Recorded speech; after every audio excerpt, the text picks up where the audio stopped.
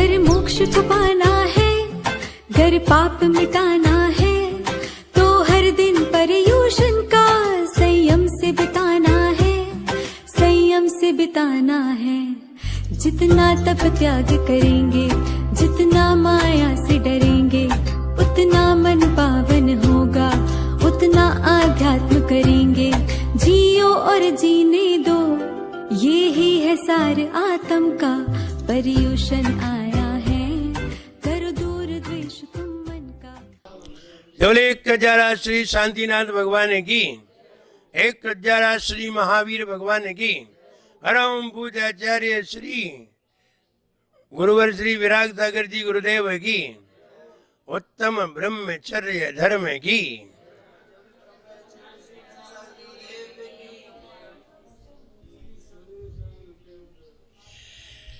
निज का ज्ञान बढ़ाओगे तब निज में रह पाओगे। निज का ज्ञान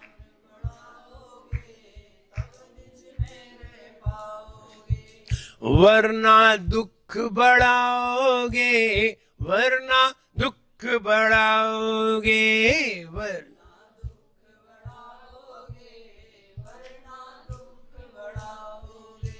घर पर में भरमाएगा, घर पर में भरमाएगा, निज को समझ न पाएगा। घर पर में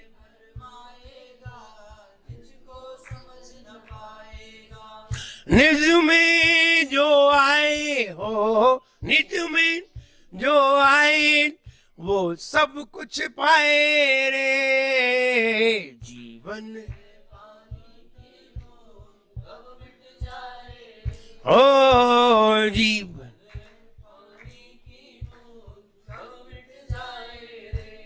होंगी अनहोनी हो, होंगी अनहोनी कब क्या घट जाए रे।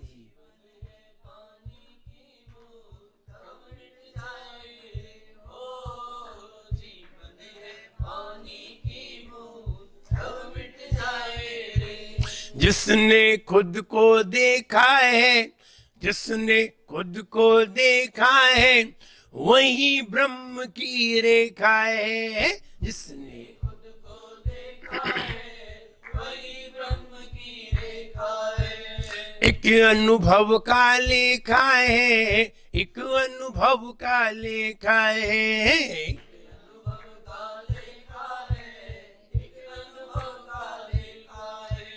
खुद को नहीं समझ पाए वो गैरों में भरमाए। खुद को नहीं समझ पाए वो गैरों में भरमाए। इनमें दुखदाई संसार दिखाए रे।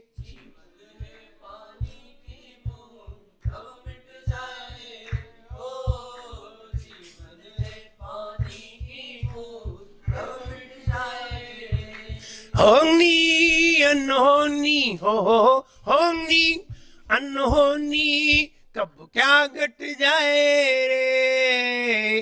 जीवन है पानी की बूंद कब मिट जाए, ओ जीवन है पानी की बूंद कब मिट जाए। जब हमने आई को समाप्त कर दिया तो सारे ऑब्जेक्ट नॉमिनेटिव पॉजिटिव सब समाप्त हो गए। अब विचार करिए मेरा रह क्या गया। पता चला अब तो हम ये भी नहीं कह सकते कि मैं ऐसा हूं, अब तो ये भी नहीं कह सकते मैं मुनि हूं, अब तो ये भी नहीं कह सकते कि मैं मानव हूं, अब तो ये भी नहीं कह सकते कि मैं कैसा हूं। अब तो कुछ कहने के भी नहीं, क्योंकि कहते हैं तो आई आ जाती है।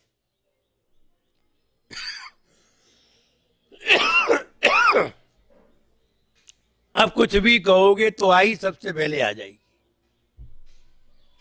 और आई आई सोई उसने तुम्हें आकिंचन से किंचन बना दिया। और हमने आई पहले ही खत्म कर दी। अब विचार करिए, अब क्या करोगे? अब करोगे क्या? अब हम अपनी शक्ति को भांपेंगे। ऊर्जा, हमारे शरीर में ऊर्जा कहां से आती है? कहां से आती? विनोद भाई जल्दी बताओ। है? शरीर में ऊर्जा कहां से आती है? नाभि से। नाभि में कहां से आती है? ऊपर से। कहां से? पावर हाउस से। है? भगवान कहाँ है? बच्चों से पूछा भगवान कहाँ है? दिल में। दिल कहाँ है? मुझे नहीं पता। ऊर्जा कहां से आती है? नाभि से। नाभि में कहां से आती है? मुझे तुम जानो। भाई खून क्यों दौड़ता है? दिल धड़कता है, हार्ट धड़कता है, खून दौड़ता है। हार्ट क्यों धड़कता है? मुझे नहीं मालूम, ईश्वर जाने। हो गए फेल। तो ऊर्जा कहां से आती है? ऊर्जा कहां से आती है? जीरो। इन्हें यही नहीं मालूम कि ऊर्जा कहां से आती है। सूरज में ऊर्जा कहां से आती है? है? उसकी शक्ति से। हमारे अंदर ऊर्जा कहां से आती है? मेरी शक्ति से। जब हम कहते हैं हमारे अंदर अनंत शक्ति है, शक्ति माने पावर, पावर माने एनर्जी, तो ऊर्जा कहां से आई? शक्ति से। शक्ति किसमें है? हम में। हम स्वयं ही शक्ति है, हम स्वयं ही ज्ञान है, हम स्वयं ही दर्शन है, हम स्वयं ही ऊर्जा है। हमें कहीं से ऊर्जा लाने की जरूरत नहीं है। नवीन भैया, रोटी खाने से ऊर्जा आती है कि नहीं? दूध पीने से ऊर्जा आती है कि नहीं? तो ऊर्जा दूध में है कि हम में? तुम में होती तो दूध नहीं पीते तो आड़े हो जाते हो। तो ऊर्जा किसमें? किसमें? पदमचंद जी, ऊर्जा ये बताओ, भोजन में है कि हम में? तो भोजन में क्या है?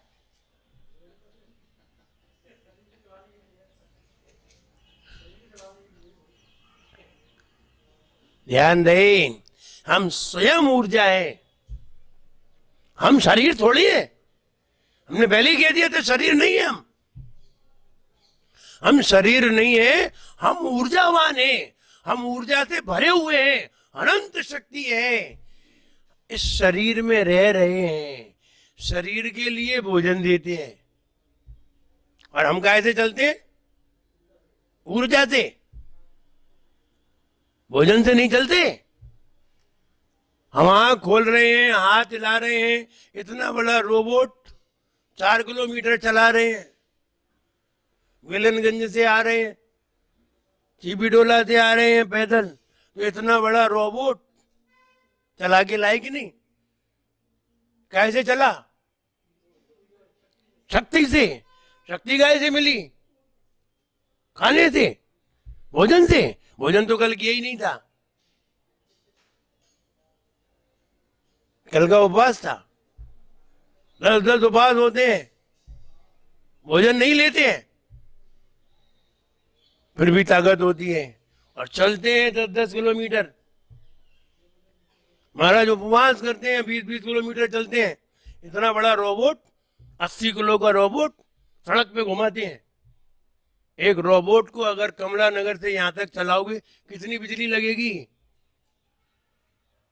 कितने यूनिट लगेंगे? एक रोबोट को, 80 किलो का रोबोट, और चला के सड़क से लाओ, ये बताओ ऊर्जा कितनी लेगा? बहुत ऊर्जा लेगा। क्या इतनी ऊर्जा इतनी सी रोटी से मिल सकती है? नहीं है। ऊर्जा मेरे अंदर है, हम स्वयं ऊर्जा हैं। अब तुम्हें ये पता चल गया आप स्वयं ऊर्जा हैं। अब आप क्या करेंगे? आप मान लीजिए आप ऊर्जा हैं, अब क्या करोगे? क्या करेंगे? कुछ तो करोगे। अब अपनी सारी ऊर्जा को कलेक्ट करिए। जो तुम्हारी इधर उधर बिखर गई ना, वो दुकान खुल गई है, वो दूसरी और खोलनी है, अब वो एक और मकान बनवा लिया है एक्स्ट्रा, उसमें खोपड़ी लगा रहे हैं। कुछ ऊर्जा वहां लगाई, कुछ ऊर्जा वहां लगाई, कुछ ऊर्जा वहां लगाई। फिर 2-4 बच्चे भी हैं, उनमें भी थोड़ी थोड़ी ऊर्जा दी। फिर व्यापार पे करने गए, दुकानदार ग्राहकों को ऊर्जा लगाई, सारी ऊर्जा बढ़ गई। हमारे पास बच्चों का, तो हम थक गए। अब हम कह रहे हम में ताकत ही नहीं है। ताकत तो तुम दे आए सब जगह, और जब ये ताकत सब जगह नहीं दी जाती तो कहां जाती? रिजर्व हो जाती, हम मजबूत हो जाते। इसलिए ब्रह्मचर्य का मतलब है सीमित होना। बाहर से अंदर आइए, धीरे धीरे सीमित होइए। पहले तुमने वो वाली दुकान हटाई, ये वाली दुकान हटाई, आ गए, यहां तक आ गए। अब यहां से भी हटाया, घर भी हटाया, परिवार भी हटाया, आ गए और आ गए। शरीर भी हटाया, यहां पहुंच गए। अब बैठो, यही ब्रह्मचर्य है। सीमित होना ही। सब हटाओ पीछे पीछे से, ये फैल गए हम यहां से वहां तक। तुमने एटम बम देखा है? बाजार में बहुत सारे बिकते हैं दीपावली पे। एटम बम देखा है कि नहीं? सुतली में बना होता है, कितना टाइट होता है, कितना टाइट काम है। इतने ही टाइट होना है, और इतने टाइट होता है, उसमें जरा से कंकड़ भरे होते हैं, और कंकड़ के साथ थोड़ी सी पोटास और गंधक लगा होता है, बस। और एक बत्ती लगा देते हैं, तो यहां से धीरे धीरे से आग जाती है। वो इतना टाइट बांध देते हैं, इतना टाइट बांध, आप दबा के देखो, तुम खड़े हो जाओ तो दबे नहीं, इतना टाइट होता है। जितना टाइट होता है, तुमने वो फटाका देखी छोटी छोटी, वो दीवार में मारते हैं, देखे? एक इतना बड़ा भी आता है, एक छोटा आता है, आता है। आप पटाखे लेने जाओ तो जो पटाखा टाइट होगा वो बहुत तेज आवाज करेगा, और जो ऐसो ढीलो ढीलो हो रहा हो, फुस,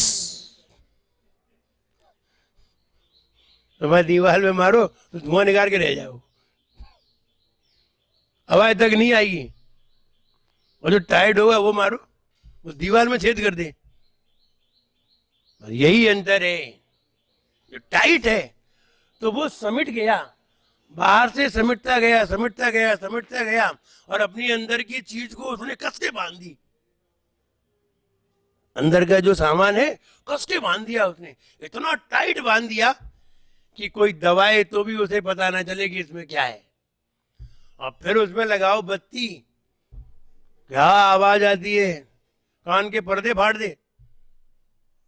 बंदूक की आवाज फीकी पड़ जाए उसके सामने, वो आवाज आती है। और अगर एटम बम ढीला हो तो, सुतली ढीली हो, फिर लगा हुआ, धुआं निकले, वो आवाज नहीं आएगी। वह भगवान में और हम में यही अंतर है। हम ढीले ढीले होकर के मरते हैं, हम ढीले ढीले होकर के मरते हैं। इसलिए जब मरघट पे जलते हैं तो धुआं छोड़ते हैं, फुस से हो जाते हैं। और जब भगवान केवल ज्ञान करते हैं और शिखर जी पे जब बैठते हैं, ध्यान करते, क्या विस्फोट करते हैं, शरीर गायब हो जाता है, पता ही नहीं चलता कहां गया, इतना तेज विस्फोट करते हैं। फिर कहते कहां गया शरीर? वो कपूर की भांति उड़ गो, और उड़ो का फट गो, फाड़ के रख दिया। तो हम जितने सीमित होते हैं उतने ही ताकतवर होते हैं, जितने फैलते हैं उतने ही कमजोर होते हैं। 4 दुकान करो तुम उतने ही डरपोक बनोगे। 4 दुकानें खोल लो, एक कमलानगर में, एक बेलनगंज में, एक जीबी डोला में और एक यहाँ। 4 खोल नहीं, इतने ही कमजोर हो जाओगे, डरपोक हो जाओगे। और सारी दुकानें बंद कर दो, आराम से घूमो, ठेंगा से काय को डरे, किनसे डरे? तो कहने का मतलब ये है शक्ति को रिजर्व करो। भोजन करते हैं, दूध पीते हैं, रोटी खाते हैं, उससे शक्ति एनर्जी इकट्ठी हुई, उसे शरीर में रिजर्व करो, मजबूती लाओ। और शरीर में वो शक्ति रिजर्व हो गई और अंदर तुमने भाव शक्ति प्रकट की, तो ध्यान रहे ये कर्म जितने लगे हुए हैं ना, ऐसा विस्फोट होगा कि ये कर्म ही बस हो जाएंगे। इसलिए ऊर्जा को रिजर्व करना ब्रह्मचर्य है। हमने व्रत धारण कर लिए, रोज की ऊर्जा रिजर्व होगी, होती चली जाएगी, हम मजबूत हो जाएंगे। विनोद भैया 2 बार भोजन करते कि नहीं? कितने बार करते हैं? 1 बार। और शाम को कुछ नहीं लेते? हाँ। और फल? तो हम 2-2 बार भोजन करते हैं, 3-3 बार भोजन करते हैं, और जब महाराज के साथ 10 किलोमीटर चलते हैं तो हाँफ नहीं आने लगती। तुम 2-2 बार खाए फिर भी तुम हाँफ रहे हो। महाराज का तो अंतराय था, महाराज बेधड़क चल रहे। ये ताकत कौन सी है? ये ताकत आत्मिक शक्ति की ताकत है, संकल्प की ताकत है। और संकल्प की ताकत बहुत मजबूत होती है, सारी दुनिया से लड़ने की ताकत देती है। इसलिए ब्रह्मचर्य माने शक्ति को रिजर्व करना। धीरे धीरे रोज रिजर्व करो, रोज रिजर्व करते जाओगे, रिजर्व करते करते करते करते एक दिन वो शक्ति जब प्रकट होगी तो ये ब्रह्मांड को खोल देगी, सारे सेल्स को खोल करके रख देगी, ज्ञान अपने आप हो जाएगा। ज्ञान के लिए पढ़ने की जरूरत नहीं है। ये बताओ शक्ति रिजर्व कितनी है तुम्हारे पास? ताकत तो है ही नहीं। रोटी खा खा के शरीर की ताकत तो आ गई, आत्मिक ताकत तो पैदा ही नहीं हुई है। और आत्मिक शक्ति को रिजर्व करना और इस शक्ति को महाशक्ति की ओर ले जाना उत्तम ब्रह्मचर्य है। ब्रह्मचर्य शक्ति को रिजर्व करना और उत्तम ब्रह्मचर्य शक्ति को महाशक्ति की ओर ले जाना। यही शक्ति महाशक्ति बनेगी। यही शक्ति इतनी शक्तिवान बनेगी कि पूरा ब्रह्मांड इससे हारेगा। यही शक्ति। लेकिन इस शक्ति को प्रकट करने की ताकत सिर्फ मानव में है। शक्ति तो सब में होती है, लेकिन प्रकट करने की जो ताकत है वो मानव के अंदर है। इसलिए मानव के लिए कहा है तू शक्ति से महाशक्ति को प्रकट कर। भगवान महावीर आए, शक्ति लेकर के आए, शक्ति उन्होंने रिजर्व की और महाशक्ति को प्राप्त कर लिया। भगवान महावीर ने, भगवान राम ने शक्ति लेकर के आए, शक्ति को रिजर्व किया, महाशक्ति बन गए। आज उनको जो स्मरण करता है उसमें ताकत आ जाती है। वो तुम्हारे शरीर में नहीं आते, लेकिन उनका नाम ही तुम्हारे शरीर में शक्ति पैदा कर देता है। नाम। कितना शक्तिवान व्यक्ति होगा जिसके नाम से शक्ति आ जाती है। वो तो कुछ किया ही नहीं है, कुछ करे तो क्या नहीं हो जाए। तो शक्ति को रिजर्व करना ब्रह्मचर्य है। शक्ति को महाशक्ति की ओर ले जाना उत्तम ब्रह्मचर्य है। और शक्ति को रिजर्व करना ब्रह्मचर्य है। और शक्ति को पैदा करना माने धार्मिक होना। बाहर के चीजों से हटना शक्ति पैदा करने का तरीका है। शक्ति कैसे पैदा करोगे?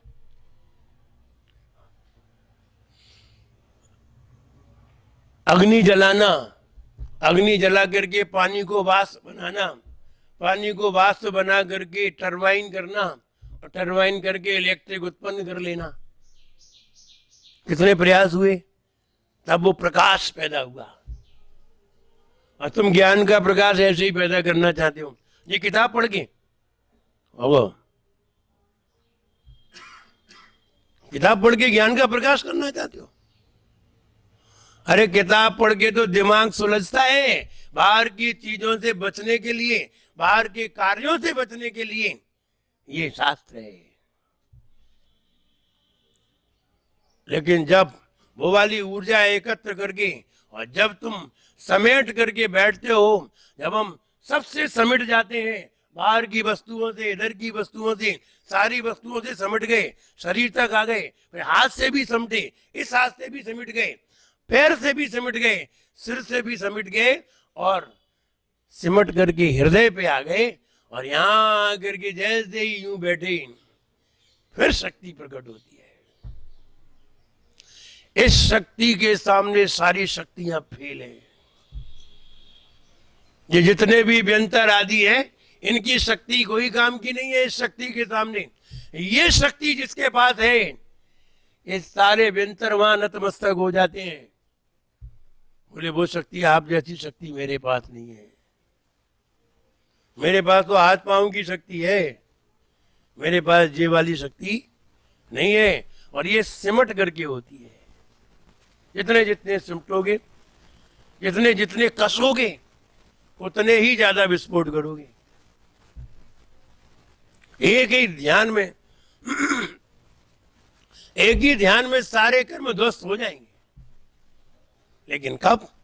जब हम वो शक्ति को प्रकट करेंगे। हम स्वयं ही ऊर्जा के स्रोत हैं, हम अपनी ऊर्जा को रिजर्व करें।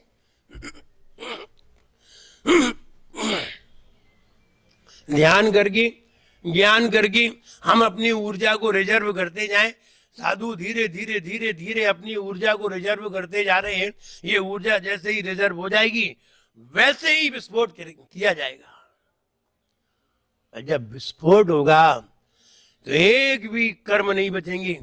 ये शरीर है, ऐसा ध्वस्त होगा कि इसकी मिट्टी तक नहीं मिलेगी देखने को। हम अभी हड्डियों में घिरे हैं, हम अभी मांस में घिरे हुए हैं, हम शरीर में घिरे हुए हैं, एक अंश तक नहीं मिलेगा। ऐसा विस्फोट होगा।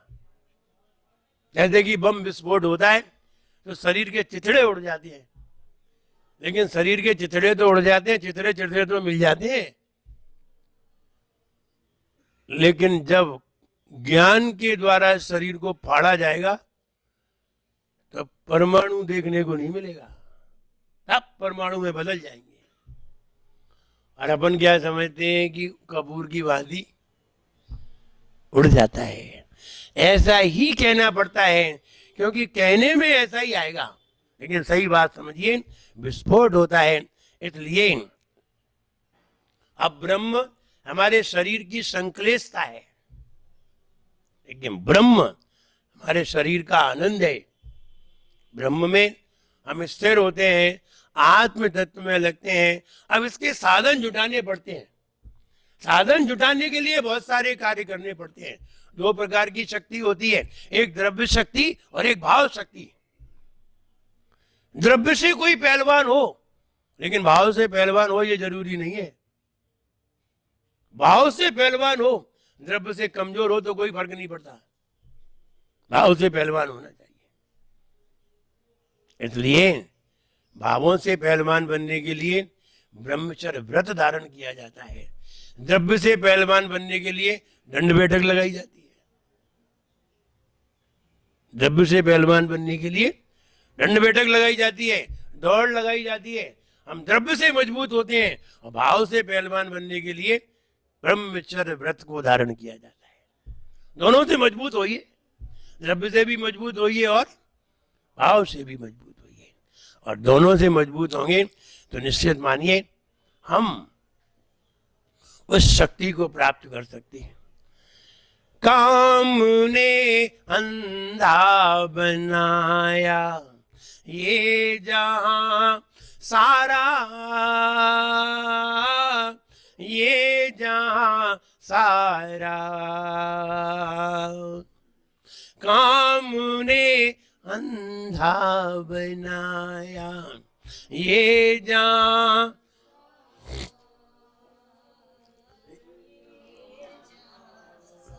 काम को जीता है जिसने, काम को जीता है जिसने, वो यहाँ प्यारा, वो यहाँ प्यारा। अपनी शक्ति, अपनी शक्ति भूल कर कमजोर बन गया, मेरा जीवन कोरा कागज कोरा ही रह गया, मेरा जीवन कोरा कागज। हम मजबूत बने। मजबूत कब बनना चाहिए? आपने बढ़िया कार खरीदी, कार में ब्रेक का स्मरण कब आता है? कार चलाते समय ब्रेक का स्मरण आता है? नहीं। देखते हैं है कि नहीं, लेकिन चलाते चलाते ब्रेक का स्मरण कब आता है? सामने एक्सीडेंट हो रहा हो, खाई आ रही हो, ब्रेकर आ रहे हो, तब क्या होता है? ब्रेक लगाने। भाई बाल जी, ब्रेक कब लगाया जाता है? हम बताओ, गाड़ी ये चलाते बताएं हम।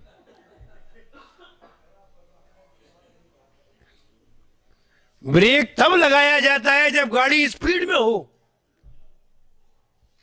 खड़ी गाड़ी में कोई ब्रेक? बताओ, ये कार खड़ी है, कोई ब्रेक लगाएगा इसमें? पागल है, कहा लगा रहे? गियर पे पांव रखो, ब्रेक पे नहीं। वहां तो गियर काम आएगा, अभी तो खड़ी है। तो खड़े में गियर काम आता है, और जब कार दौड़ रही हो तब ब्रेक काम आता है। आपकी गाड़ी दौड़ रही है कि नहीं? ब्रेक लगाओ। हमारी गाड़ी दौड़ती हुई है। और अब महिपाल जितने 70 साल के हो गए, अब लगावे चले ब्रेक। अब तुम नहीं लगाओ तो नहीं का है, वैसे तुम्हारी गाड़ी खड़ी है। अब तुम्हारी दौड़ तो रही नहीं है। दौड़ती तो गाड़ी युवावस्था में, जवानी में दौड़ती है, बुढ़ापे में तो चुपचाप खड़ी रहती है। दौड़ेगी तो गिरेगी, नहीं दौड़ पाती। नई गाड़ी दौड़ती है, नए नए लोग दौड़ते हैं, पुराने लोग नहीं दौड़ते। पुराने लोग तो चुपचाप बैठते हैं। तुम अपने छोटे बच्चे को लेकर के पार्क में जाओ या मंदिर ही आओ, अपना छोटा सा बच्चा ले आओ, 4 साल का 5 साल का, और तुम बैठ जाओ जाप करने। बच्चा क्या करेगा? बोले तुम जाप करो, हम खेल पे जा रहे हैं। तुम्हारा काम खेलना नहीं है, और इनका काम चुपचाप बैठना नहीं है। अभी मंदिर में वो भागेंगे, दौड़ लगाएंगे, और तुम चुपचाप बैठ जाओगे। तो तुम्हारा काम नहीं है। तो बूढ़े लोग दौड़ते नहीं है, बूढ़े लोग दौड़ते नहीं है। लेकिन फिर भी आचार्य महाराज कहते हैं, तुम ठीक है, शरीर से बूढ़े हो गए, अब मन से भी बूढ़े हो जाओ, यानी व्रत ले लो। नहीं तो लोग 60 के हो जाते तब भी व्रत नहीं लेते, 70 के हो जाते तब भी व्रत नहीं लेते, ऐसे भी होते। तो अब तुम व्रत ले लो। तो कहने का मतलब ये है, अपनी ऊर्जा रिजर्व करो। और ताकत तो तभी काम आएगी जब ताकत हो, ताकत बन रही हो, ऊर्जा बन रही हो, इलेक्ट्रिक बन रही हो, टरबाइन घूम रही हो और इलेक्ट्रिक बन रही हो, तब तो इलेक्ट्रिक जलेगी, तब तो इलेक्ट्रिक काम की है। जब न पानी की भाप बन रही है न टरबाइन घूम रही है, अब इलेक्ट्रिक को क्या फायदा है बोर्ड देखने से? बोर्ड में कुछ नहीं है। पहले इलेक्ट्रिक डाली तो जाए, और इलेक्ट्रिक नहीं होगी तो कोई कीमत नहीं है। मोबाइल में बैटरी नहीं हो, कहते नहीं मोबाइल तो है, बोले बेकार है। ऐसे ही शरीर में ऊर्जा ना हो, शरीर में ताकत ना हो, तो ये शरीर बेकार है। इसलिए वो आत्मा भी जब शरीर मरा मराया हो जाता है, उठने लायक नहीं रहता, कार्य करने लायक नहीं रहता है, सोचने लायक नहीं रहता है, तो आत्मा कहती है छोड़ो ऐसे, एक चलो नया दिलवाते हैं। क्या ऐसे पुराना घसीट रहे हो? ना हाथ पांव चलने के, ना कान चलने के, ना आंख चलने के, ना मुंह में दांत रहे, अब तो चलो नया दिलवाते बढ़िया। फिर आत्मा इस शरीर को छोड़ जाती है और कहती है जी उठने लायक नहीं रहा, अब हम इसको क्या उठाएं, चलो नया देखते हैं। अब यहाँ से ही तुम्हें उठाते हैं और अपन चलते हैं दूसरा उठाने के लिए, दूसरी गाड़ी ले लेते हैं। तो कहने का मतलब यह है कि उत्तम ब्रह्मचर्य की बात है। यहाँ तो तुमने ये कह दिया था कि मेरा अब कुछ नहीं है, हमने अपना सब्जेक्ट ही हटा दिया था, कर्तापन हटा दिया था। अब तुम कुछ भी नहीं हो, अब तुम ये भी नहीं कह सकते मैं मानव हूं, अब ये भी नहीं कह सकते मैं ये हूं। अब तो चुपचाप बैठो। तो आप चुपचाप बैठे, आपने कुछ भी नहीं कहा कि मैं क्या हूं, बस इसी का नाम ब्रह्मचर्य है। चुपचाप बैठ जाना, आत्मा में रमण करना ही, खुद से खुद में रमण करना ही ब्रह्मचर्य है। अपने आप से अपने आप में रहना ही ब्रह्मचर्य है। अपने आप से अपने आप में खो जाना ही ब्रह्मचर्य है। अब दूसरी चीज देखने का मन नहीं हो। क्यों नहीं हो? क्योंकि अब हम करता नहीं है, अब मेरे पास आई नहीं है, फिर माई कहां से लाएंगे? आई नहीं है, फिर माई कहां से लाएंगे? मैं अपने आप को देखता हूं, बोलिए माई लगानी पड़ेगी कि नहीं? आई के साथ माई भी लगानी पड़ेगी। मैं अपने आप को देखता हूं, आई भी है और माई भी है। और हम ये नहीं कहते कि मैं अपने आप को नहीं देखता हूं, कहते देखता हूं। तो फिर क्या लगाओगे? ना आई लगेगी ना माई लगेगी। देखता हूं, आई गई तो माई भी गई। अब मैं अपने आप को देखता हूं, अब आई भी लगानी पड़ेगी और माई भी लगानी पड़ेगी। अब मैं देखता हूं, नहीं मैं नहीं लगाया, देखता हूं, जानता हूं, जानता हूं, देखता हूं, और जानता हूं मैं ज्ञाता हूं, मैं जानता हूं, मैं ज्ञायक हूं। अब मैं हटा दिया वहां से, ये तो समझाने के लिए मैं कहा जा रहा है, लेकिन ज्ञायक स्वभावी, ज्ञाता, दृष्टा, अब इसमें आप आई नहीं लगा सकते। आई लगाते ही कर्म का बंध प्रारंभ हो जाता है, आई लगाते ही। इसलिए वहां आई हटा दी। अब आत्मा में रमण करने की बात आ गई। अब वो ये कह रहा है और मैं कुछ नहीं कहना है, मैं जैसा हूं वैसा ही रहूंगा, और जो हूं वही हूं। अब मैं अपने आप में बैठता हूं, बस इसी का नाम ब्रह्मचर्य है। इसी प्रक्रिया को उत्पन्न करने के लिए साधु ने घर का त्याग किया। इसी प्रक्रिया को प्राप्त करने के लिए, ऐसे शांत बैठने के लिए साधु ने सब कुछ त्याग किया। द्रव्य शक्ति, भाव शक्ति दोनों के अंदर, दोनों होती है हमारे पास, लेकिन हम शक्ति का दुरुपयोग दूसरी तरफ कर जाते हैं, दूसरे लोगों की तरफ कर जाते हैं। इसलिए हम स्वयं ही क्षीण हो जाते हैं, स्वयं ही कमजोर हो जाते हैं। अब ऊर्जा को रिजर्व करने की बात आई। गृहस्थ लोग होते हैं, ये भी व्रत का पालन करते हैं। जैसे रावण, रावण का क्या नियम था? रावण का नियम,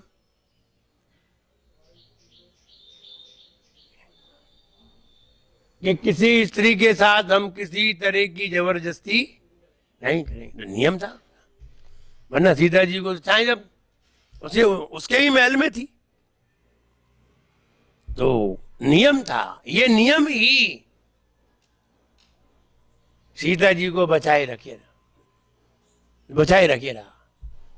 नियम नहीं होता तो कुछ भी हो सकता।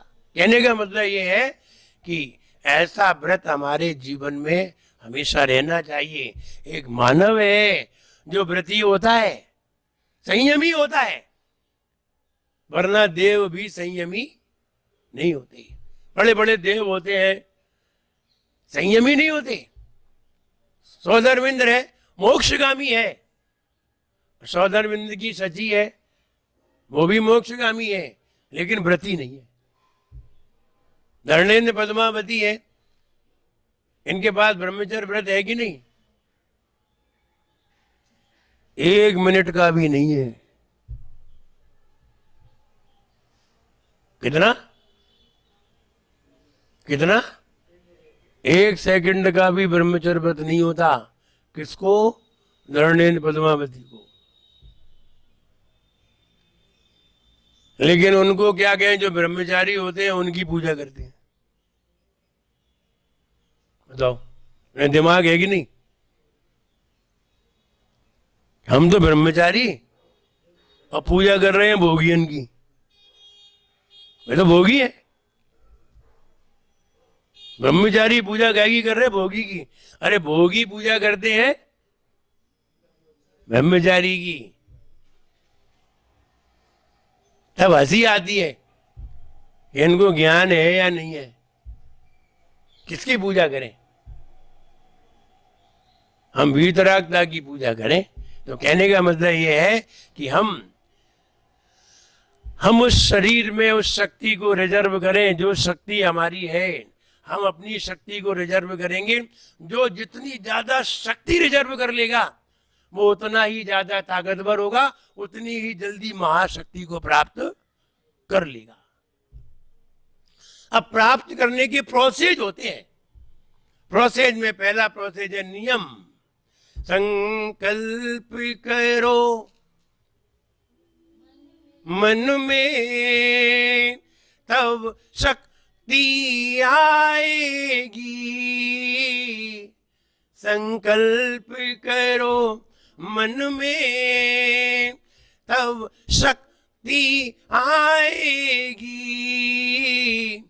पुरुषार्थ करो हरदम, मंजिल मिल जाएगी।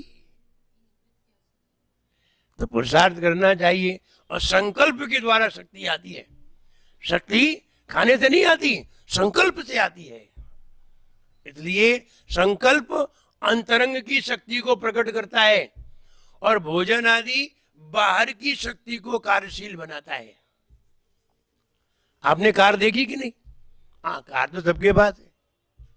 देखिए, कार काहे से चलती है? पेट्रोल से चलती है या ग्रीस से? पेट्रोल से। और ग्रीस से क्या होता है? और ऑयल से क्या होता है? ऑयल से पहिए घूमते हैं, लेकिन मोटर तो, कार की जो मोटर है वो कैसे चलती है? पेट्रोल से। ऐसे ही हमारी शक्ति से ये शरीर चलता है। इतना बड़ा शरीर चलाना भोजन से नहीं होता। शरीर कैसे चल रहा है? हमारी ताकत से। और शरीर की जो उंगली चल रही है ये भोजन से। तो भोजन का काम ये पहिया घुमाना है, ये घुमाना है। हाथ पैर चलाना, उंगली चलाना, खोपड़ी इधर से उधर करना, पलकों को झपकाना, ये भोजन से हो रहा है। क्योंकि इतना बड़ा शरीर ढकाया जा रहा है, ये मेरी ताकत से हो रहा है। इस ताकत को मजबूत करो। ये ताकत मजबूत नहीं रही तो ये शरीर की ताकत कुछ नहीं कर पाएगी। बड़े बड़े पहलवान भी धरे रह जाते हैं जब अंतरंगी की ताकत काम नहीं आती। फिर वो पैरालाइज हो जाता है। शरीर तो पूरा सही है, पैरालाइज हो गया। कौन सी शक्ति से? अंदर की शक्ति कमजोर हो गई, बाहर की शक्ति तो बराबर है। हाथ कमजोर नहीं हुआ, हाथ तो वैसा ही रहा है। इसलिए ये शक्ति हमें प्राप्त करना चाहिए संकल्प करके। पहला संकल्प करें। दूसरा, ऐसी चीजों को ना खाएं जिससे हमारे जीवन में हानि हो, जिससे हमारे ब्रह्मचर्य की हानि हो। शराब न पिए, स्मोकिंग न करें, नशा न करें, ऐसी चीजें नहीं खाएं जिससे हमें दोष लगे और हमारी शक्ति कमजोर हो, नष्ट हो। ऐसा भी न करें। फिर और भी कितनी बाढ़ बताई है, 10 तरह की बाढ़ बताई है। चील बाढ़, 9 राख, 9 प्रकार की बाढ़ बताई है। तो ये 9 प्रकार की बाढ़ें हमारे ब्रह्मचर्य को सुरक्षित करती हैं, हमारी शक्ति को सुरक्षित करती हैं। और जब शक्ति सुरक्षित हो जाती है तो हम बहुत मजबूत हो जाते हैं। और जब शक्ति दूसरे की तरफ भागती है तो हमारी शक्ति ही नष्ट हो जाती है। हम अपनी शक्ति को रिजर्व करें और दूसरे की तरफ भागी तो फिर दूसरे की तरफ भागेगी तो वैसे ही विचार आएंगे। दूसरे की तरफ भागेगी तो वैसे ही विचार आएंगे। एक महिला जोर से चिल्लाई, पकड़ो पकड़ो। अब आदमी भागा, वो तो साइकिल पे जा रहा था। जबकि उस आदमी का महिला से कोई संबंध ही नहीं था और आदमी ने महिला को देखा भी नहीं था। फिर भी महिला चिल्ला पड़ी, पकड़ो पकड़ो। तो आगे चौराहे पे पुलिस वाला खड़ा था, पकड़ लिया उसने और पकड़ के अच्छी कस की पिटाई लगाई। तब तक वो महिला पास आ गई। देखा, क्या इसने छुड़ाया तुम्हारा? बोले कुछ नहीं। नहीं, वो पुरुष ने कहा, साइकिल वाले ने, बहन जी हमने ऐसा क्या किया जो आप हमसे मेरे ऊपर चिल्ला रहे? बोले कुछ नहीं, आप तो बहुत बढ़िया आदमी। बोले फिर गाय को चिल्ला रहे? हमारी तो इतनी पिटाई हो गई, फिर क्यों चिल्लाई? हमने तो कुछ किया भी नहीं, ना तुझे कुछ कहा, ना तुझे देखा, ना तुझे छेड़ा, फिर भी तूने मुझे क्यों बोला पकड़ो? बोले तुम स्वेटर बढ़िया पहने हो, हम ऐसी डिजाइन डालना चाहते, देखना चाहते। अच्छी स्वेटर, ऐसी चीजें नहीं पहनना चाहिए। हाँ, जैसे महिलाएं तुम्हारे चक्कर में आ जाए, तो ऐसी चीजें ही नहीं पहनो। स्वेटर पहन ले या और चीजें पहन ले, फिर आफत आएगी, फिर फंस जाओ चक्कर में, फिर बेभाव पिटोगे। फिर स्वेटर उतार के फेंकोगे, फिर तो पहले से ही नहीं पहनो।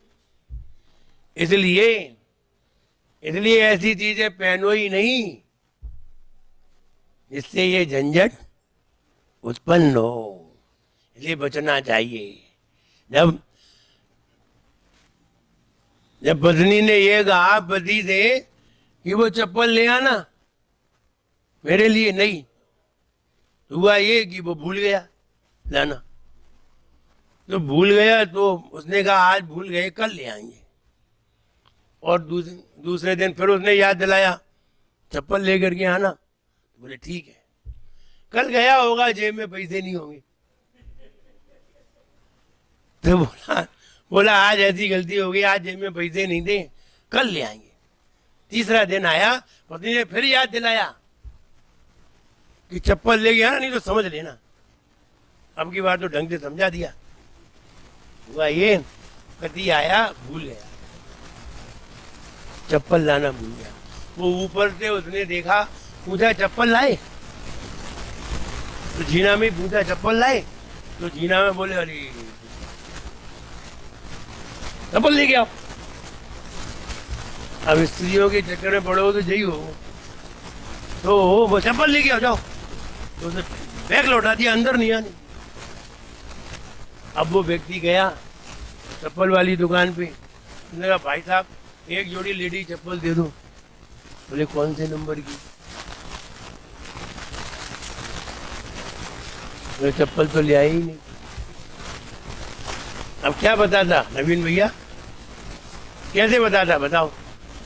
तो उसने कहा, उसने फौरन अपनी शर्ट उतारी बोले वो पीठ पे है, देख लेते। उसका नाम पीठ पे है। समझ में आ गया होगा। अगर ब्रह्मचारी होते तो जो नौबत ही नहीं आती। मतलब यही कहना है, ब्रह्मचर्य वालों को ये नौबतें नहीं आती, शान से जीते हैं, आनंद में जीते हैं और शक्ति से भरे होते हैं। इसीलिए लोग उनके पास शक्ति लेने आते हैं, महाराज आशीर्वाद दो, शक्ति दो, हमें ऐसी शक्ति दो। और कहीं नहीं जाते, शक्ति लेने कहाँ जाते हैं? भगवान के पास आते हैं। भगवान के पास अपार शक्ति है और भगवान के बाद भगवान ने अपने एजेंट को दे रखी है, तुम देते रहो। जब हमारा गेट बंद हो जाए अब तुम बांटते रहना, तो महाराज से लेते रहते। तो कहने का मतलब ये है, ऐसी ऊर्जा हम रिजर्व करें। हम जितने संकुचित होंगे, जितने सीमित होंगे, उतने ही मजबूत होंगे। इसलिए हमें मजबूत होने के लिए अच्छा भोजन करने की जरूरत नहीं है। मजबूत होने के लिए उत्तम ब्रह्मचर्य धारण करना जरूरी है। उत्तम ब्रह्मचर्य का मतलब होता है, एक ब्रह्मचर्य व्रत होता है, एक उत्तम ब्रह्मचर्य होता है। ब्रह्मचर्य का मतलब है कि व्रत को धारण करना। उत्तम ब्रह्मचर्य का मतलब है अपोजिट स्थितियां हमारे सामने हो और फिर भी हम ब्रह्मचारी रहे। इसे कहते हैं, वो कहते हैं ना, चंद्रान्ना मृगृदगी मृदुहास वाली, लीलावती ललित ये ललिना निराली।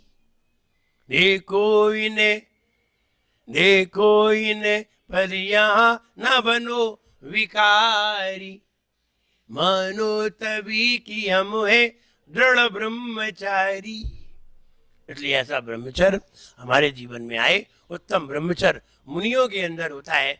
मुनि बिल्कुल शांत अवस्था में अपनी आत्मा में रमण करते हैं। ऐसे उत्तम ब्रह्मचर्य मुनि के धारी, ऐसे ब्रह्मचर्य व्रत के धारी वे मुनिराज जो साधना करते हैं और अपने योग लगा करके आत्म ध्यान में लीन होते हैं, वे मुनि उत्तम ब्रह्मचर्यधारी होते हैं।